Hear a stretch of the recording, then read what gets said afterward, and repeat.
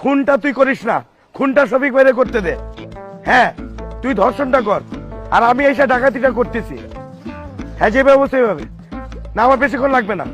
আরে রাস্তায় জ্যাম ছিল, আমি বাসের থেকে নামছি, নাই বাধা এই যে হাঁটতেছি, 15 মিনিটের মধ্যে চলে আসতেছি। স্যার স্যার ওনাকে অ্যারেস্ট করেন, ওনাকে অ্যারেস্ট করেন, উনি ডাকাতি করতে যাচ্ছে। আপনি এদিকে আসুন তো, জি, এদিকে আসুন। ওনাকে এক্ষুনি অ্যারেস্ট করেন, উনি এখন ডাকাতি করতে যাচ্ছে। স্যার আপনি বলেন, দিন দুপুরে কেউ ডাকাতি করতে যায়? উনি আবার কাকে যেন ফোনে খুন করতে অর্ডার দিল, ওনার দলের একজন আবার ধর্ষণও করে। স্যার আরে কি সব উল্টাপাল্টা কথাবার্তা বলতেছেন? আমি উল্টাপাল্টা কথা বলছি? আমি কোনো উল্টাপাল্টা কথা বলছি না, আমি নিজের কানে শুনেছি স্যার, শোনার পর ওনার পিছু নিয়েছি। ভাগ্যিস আপনাকে পেয়েছি স্যার, নাহলে তো 999 ফোন করে হলেও ওনাকে আমি জেলে ঢুকাতাম, ওনাকে আমি হাজতে ভরি আমি ছাড়তাম। আমাকে তো চেনেন না আপনি। আপনি আমাকে চেনেন না, তাই মুখে যা না তা আসছে তাই বলে যাচ্ছেন। চিনলে এই কথা বলতেন না। স্যার, আমি একজন সাংবাদিক, এই নারী যা বলছে তা পুরোপুরি ভিত্তিহীন এবং বানোয়াট। কোনটা ভিত্তিহীন, কোনটা বানোয়াট?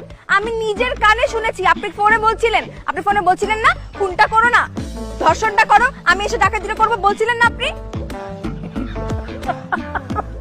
এই, আপনি এভাবে হাসছেন কেন? উনি এখন পাগলের অ্যাক্টিং করছে স্যার, যেন ওনার শাস্তিটা কমে যায়। ওনাকে উচিত রিমান্ডে নিয়ে পেটানো। ওনাকে পেটান স্যার, পেটালে সব সত্যি কথা বের হয়ে যাবে।